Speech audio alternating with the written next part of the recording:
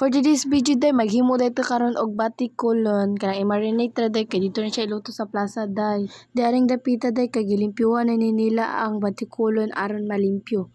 Isud po mo ka ang taghugaw. For dago jud ang kalibanga ana day. Dayon day niguman nilag limpyo day iladay nang ikat day kanang guntingon na dili kat. Dayon diring dapita day gamay na lang kailangan guntingonon kay gitabangan sila ni bayot day.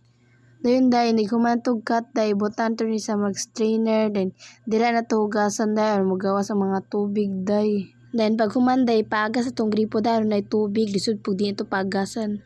Then nigumanday ipakuan na siya patulo guys kay aron dili magkuan ng tubig dira. Dayon pagkahumanday ibutang natin siya sa storage box kay wala pay tig-marinate ani guys kay natulog pa guys. Dayon mga day nako ipakita inyo din bagong model na maday.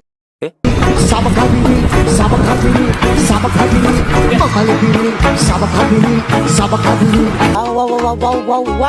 mamalibili.